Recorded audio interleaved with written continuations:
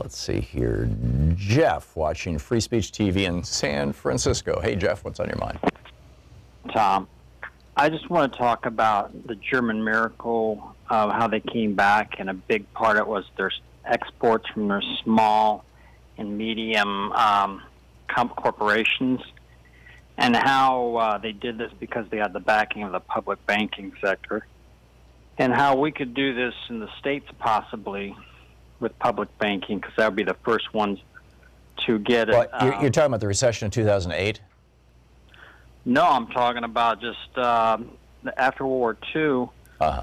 A lot of the Germany formed the Landesbanken, and this supported small and medium banks, which supported the small and medium businesses. And the small and medium businesses are at the core of the country's export engine, which I've been informed. And how we could possibly do this on a state level here in the United States. Yes, it could easily be done. Aren't going to help us. Yeah, you don't need to look to Germany. You can look to North Dakota. North Dakota did this in 1914 or 1918, you know, in the 19-teens.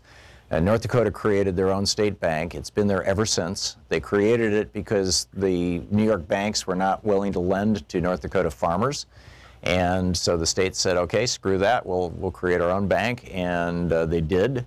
And it is saving the state a fortune. They're not putting their money, you know, in the Wall Street banks like every other state does. And I think that every state should have a state bank. I completely agree with that. Ellen Brown is the most eloquent spokesperson for this point of view. Her book is Web of Debt. Her website is webofdebt.com. With regard to Germans recovering from crashes, where I thought you were going, and that's why I said it was this 2008, is the other thing that the Germans have is something called Kurzarbeit. And Kurzarbeit literally translates from German to English as short work. Kurz, short, Arbeit, work.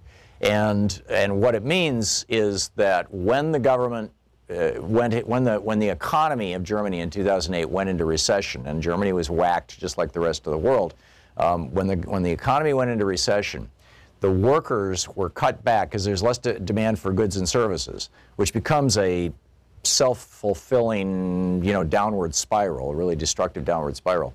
And so what the government does when they declare Kurzarbeit, short work, is the employers take people from, say, a 40-hour week to a 20-hour week, I believe is what they did in 2008, 2009, from a 40-hour week to a 20-hour week, but they're paid for a 35-hour week.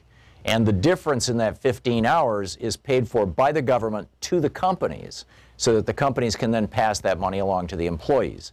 And so basically what they were trying to prevent was a collapse in income at the wage earner level, because they understood that those are the job creators. Workers who spend all their income are the job creators. And so they wanted to keep the economy going so they continue those wages. And it really worked well. Germany was affected by the recession. You know, it was among the countries who were least affected by the recession because of the Kurzarbeit thing. So between that and competent banking, although Germany has gone in big on Deutsche Bank and other big banks, yeah, good stuff. Jeff, thanks for the call, and thanks for watching Free Speech TV. Fascinating topic. We'll be back with more.